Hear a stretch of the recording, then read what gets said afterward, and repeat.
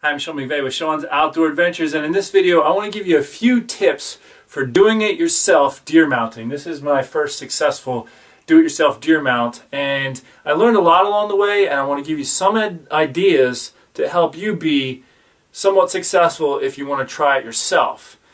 I will also tell you that I tried mounting a deer one time before this, or actually twice, and I botched both efforts and learned a lot from it. And so now I want to share with you what I learned from those mistakes. The first important thing that I learned is I started off, I watched some YouTube videos on mounting a deer, and there were a lot of steps left out that were very important. What I ended up doing was buying some DVDs on how to, mount a deer hide. And I would honestly recommend you do that. I first started off with Van Dyke's, and then they were bought by Mackenzie. At the time I was starting to do my first deer mount. So I would just recommend going to Mackenzie's. I mean, there's other places out there that offer this type of materials and DVDs and stuff, but they're just the ones I went with. And when I had questions, I could call them and they answered them, and so customer service was really good. So the first deer that I actually ever tried to mount was 2010. I shot this little 5-pointer in Pennsylvania, but he had a double white breast, which I thought was really cool, and I thought, you know what, I want to try it. And this isn't like a monster buck that I would be upset if I ruined it. So I started to go through the process, and where I went wrong is, like I said, I was watching YouTube videos. I didn't know how to deal with the hide properly. So this is the first important step that I want you to be really clear on. Hide, taking care of the hide when you get it off the deer is huge, crucial, and you have to do it right. Where I went wrong with my hide preparation was, one, I just bought a bunch of razor blades because you have to thin the hide out. And I thought if I use razor blades and I'm careful, I'll be able to, eventually get it thinned out. Well, the standard razor blades that you buy from a hardware store have a very straight edge to them. What ended up happening was I was cutting through the hide a lot accidentally. So first and foremost, I recommend you do not use those types of razor blades for this because it's too easy to cut through the hide, especially around the mouth. I was cutting it, and when you go to mount it, I tried to stitch it up, and the stitches were pulling through. It was a disaster. I would recommend going on to Amazon or something and buying scalpels. I purchased like 100-pack of scalpels for like $8, $7, something like that this year, and just having that rounded sharp edge makes a huge difference. Secondly, when dealing with hide prep, you have to do what's called turning the lips, the eyes, the nose, and the ears, and you have to do it right. And so I would recommend, again, a video on doing that properly and taking your time. I rushed it on my second deer, and I started to, mess it all up again. If you don't have time to work on it right away, just put the hide in the freezer. Don't salt it or anything, put it right in the freezer. That's what was recommended to me by the pros. And that was part of my problem. I was rushing it the first couple of hides because I thought, I got to get this done immediately or the hide's going to get ruined. And I didn't have that much time, and so I ended up botching it. So if you don't have time, make room, get a chest freezer, make room, and put it in the freezer. My first two hides that I did that I messed up, I tried to just thin the hide with just razor blades, and I was having a lot of difficulty with it, so I was trying to find an inexpensive way to do a little bit better. And I have a hand grinder. I bought a particular type of pad for the hand grinder that has sort of like a really amped up sandpaper, and I was using that to thin the hide, and on my one hide it was working fairly well, but you still have to be careful you don't go through the hide. And when I got this buck here, I decided, you know what, I'm just going to get a mini flesher, and it's made for this process, and I just want to, because thinning the hide is so important, because if you don't get it thinned out enough, it just really, when it dries, it really shrinks a lot, and it causes a lot of pulling problems for you. So it's crucial to get the hide thinned out, and that's one of the hardest and most important parts in my opinion. Here is the mini flesher, and there's a little blade right here, and you flesh the hide by this plugs into an air compressor, and then you run it down the skin like that, and it slowly shaves layers of that skin off, which is really important. So I would recommend getting one of these. This was like a couple $100, like maybe 250.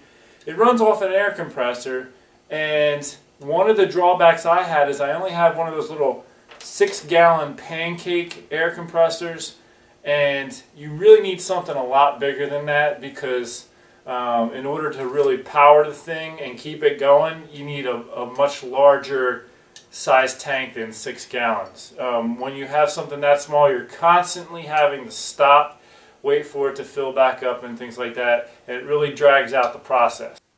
Once you have the hide all done and thinned and everything, then it's actually involved with this pickling process. So and that's another thing I didn't get from the YouTube videos, is you have to pickle the hide to help preserve it and keep the hair from falling out. That's the biggest thing. The hair of a hide will fall out due to bacteria, and so you got to treat it right away. Pickling is basically soaking it in this acid solution that kills the bacteria. So involved with the pickling process is when you're also thinning the hide. Once the pickling's done, after 4 or 5 days, you can leave it in the pickle for a few months, which I actually ended up doing with this because I didn't have time to deal with it. But once the pickling process is done, you neutralize the hide, and then you tan the hide, where you actually take an oil and put it on the hide, and the hide soaks that oil back in. It helps keep it malleable.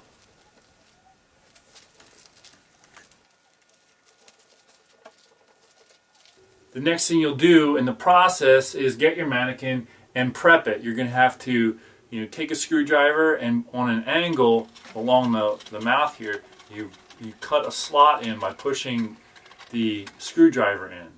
You'll also do that for the tear duct along the eye here.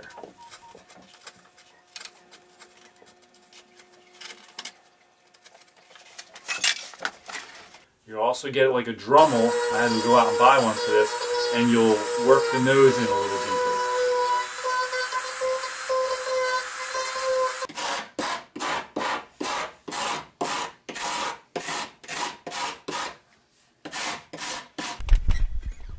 When I went to test fit the hide over the mannequin, it was a little bit snug and tight and hard to maneuver, so I took it back off. I stitched up the back of the hide, deflated a basketball, put it up in the neck of the hide, and then inflated the basketball to help stretch it out. Another thing I did is I ordered a mannequin that was about an inch more narrow in the neck than the deer was when I actually shot the deer. The reason I did that is because I just wanted this mount to work out, and I know from in the past that the hide shrinks a bit and it's hard to get it over the mannequin. So I went ahead and did that, and I still had to stretch the hide anyway. After I put the hide over the mannequin, I put the rack on, and I already made some shims, so it was pretty much ready to go, and I screwed it in place and kept going. When you get into the finish work, there's a lot of paint that goes on here around the eyes, on the nose, around the mouth, the ears, and I wasn't sure what all to get. And most people use those airbrushes where with your air compressor you spray it on. I don't have an airbrush at this point in time, and I'm just getting into it, so I decided to just paint it on with a brush. And I wasn't sure what colors to get. They had different options, and most of it is designed for airbrushing, so I just went ahead and bought like modeling paint from Walmart, pretty cheap. And what I did was I mixed colors to try to get the colors I needed for the deer. I will also say it's very helpful if you have another deer mount to look at to get ideas on how to do yours. I should have looked more at my other deer mounts when I was doing this, but I didn't. I just kind of was going with it. And the thing I felt like I messed up the most was the positioning of the ears. I kind of just put the ears out as straight as I could, thinking that that's what they're like when they're alert. When I looked at my other deer mounts, the ears were more forward when they were in attention. Some mounts too turn the ears so that this top part here, the brown hide, is facing forward more so than what I did on this particular mount. And I've seen some mounts that it's way too twisted forward and it just looks awkward. So Positioning the ears is more important than I realized. I just kind of, the other thing I had working against me when I put the ears on is I threw my back out, and the way I had this set up in on my workbench, I had to like scooch in the corner to get the one side of the ear on, and with my back out, I just was trying to get the job done, you know, and it didn't go easy. So another tip I would say, if you're gonna, you know, do this, it's helpful to have good working area all the way around the mannequin when you're working on it. And it would have been easier for me if it was up higher than where I had it. I had it kind of low down. If I do it, next time I do it, I'm going to try to build a stand so that I'm working with everything more eye level here, so I can, you know, get the ears more precise and work on different things that way. So that's just a tip to keep in mind if you're trying it. You know, between getting the mini flesher, that was like $250, and all these other tools, you're going to be spending about as much or maybe even a little more to do your mount than you would if you went out and paid someone to do it. However, when you look down the road, if you plan on doing a mount every year or a couple mounts a year, you're going to be saving yourself thousands upon thousands of dollars, which is the way I was looking at it. Especially I have kids growing, and when they get older, I want to mount their deer, and if I get a couple bucks a year that are worth mounting, you know, that becomes a heavy price tag, and I want to get good at this now so that when that time comes, I can just do it myself. All right, I want to talk to you about some of the other tools you'll need to help you with the mounting process, and these little tools you'll need for working the clay around the eyes and working the you know, I bought this one here, and I don't know the specific names. You go on their website, you'll find it. This one helps like get the hide, or you know, the hide, the pushed into like the lip area and stuff like that, and along the tear duct. So this one was really helpful. When you're doing, there's actually, you put clay around the eye for, you know, forming all that before you put or when you put the eyepiece in and all that. There's clay all around here that you form. And having a little tool like this really helps you push the clay away from the eye. That's an important thing that I think you should get. Now, the videos that I was watching, the people had these ear openers, which help you get the hide off of the cartilage of the ear. So I bought one not knowing if, you know, what I was doing. I would say you can get by without it. And it helps a little bit, but it's not like, you know, super important, I don't think. I also bought and they have like braided string for doing your stitches. Bought a spool of that. Now I bought some needles here in this bag. You can see them, they're kind of a strange shape. Not knowing what kind of needle to get. And these were a little bit hard. Like you know, the hide is so hard to get needles through. You kind of grab it with pliers and push it and pull it through. These were a little bit too small, and I had a straight needle that was, you know, much longer that I also tried. The big long straight needle worked a lot easier. And this I bought too. It manipulates the hide once you get it on the mannequin to help you get it in place. I found this to be extremely helpful. So, you know, if you're going to try doing this, this is one of the tools I would recommend. See this little spiky end kind of with nails. You put it in the hide and work it around the mannequin, and it just really helps, because it's hard to get the hide on the mannequin. And one thing I learned with the first two is, especially even if you get all the measurements proper or correct, the hide still shrinks a little bit. And it's hard to get it stretched back out. This actual mannequin is 1 1/8 inches less in diameter than the actual buck's neck was when I shot it. But I knew it was going to be hard, and I'm still new at this. You know, this is my first successful one. I was like, let me just get that thing on there and get it done. And so I bought a mannequin that was a little bit smaller in diameter for the neck. And yeah, it doesn't look as awesome as one with a more swelled up neck.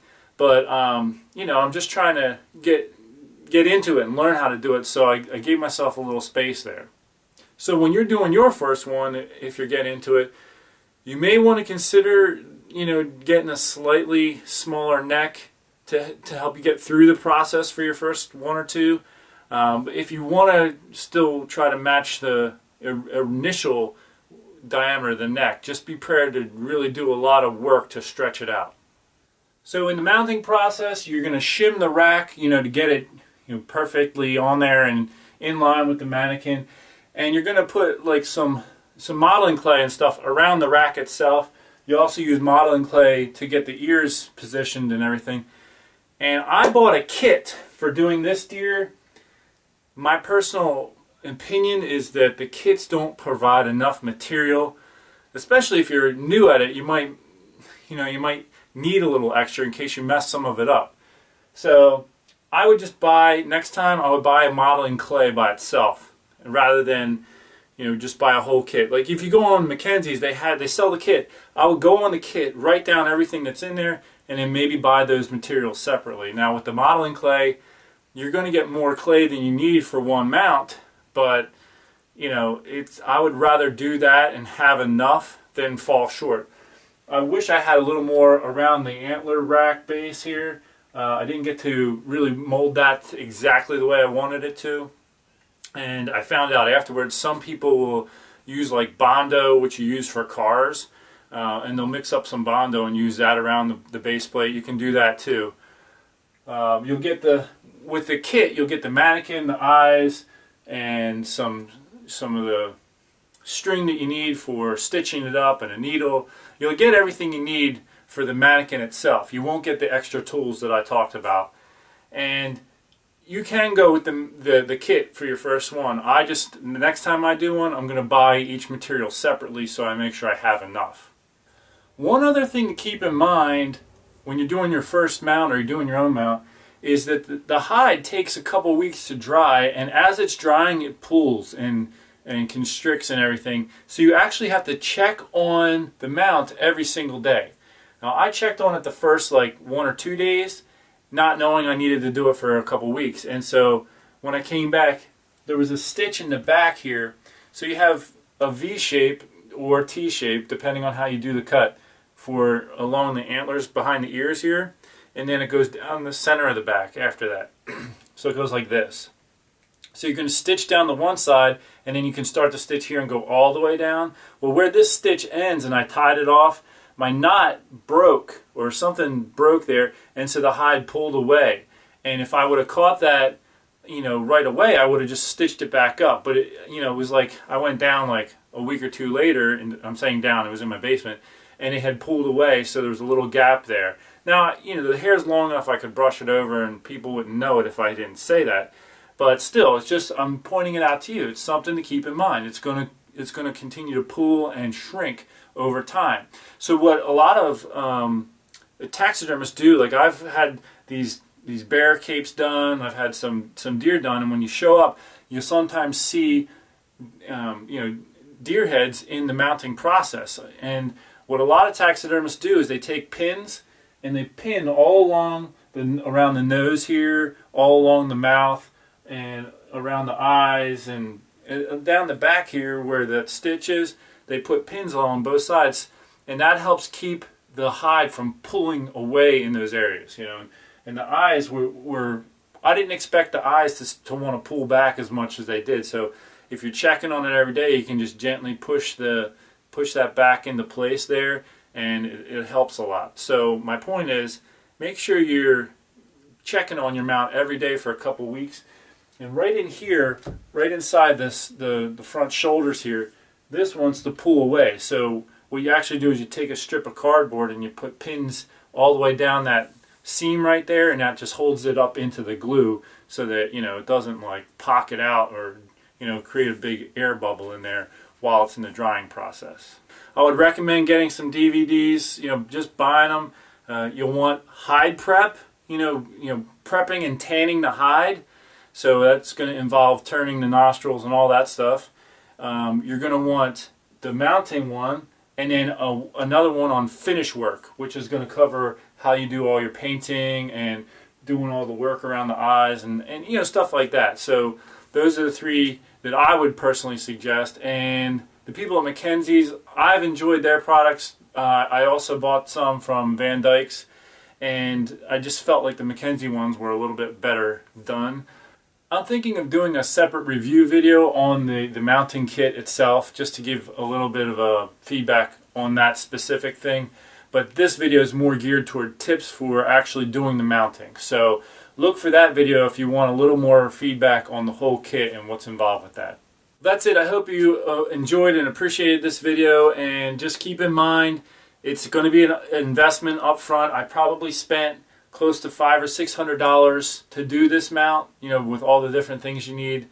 And I'm going to need to spend another couple $100 going into next year, because I tried to, with using my mini flesher, I have a little pancake air compressor, and that's just not enough to power it. You need a larger compressor with a bigger motor in order to really run this type of a tool. Those pancake air compressors are more for like the nail guns and stuff like that.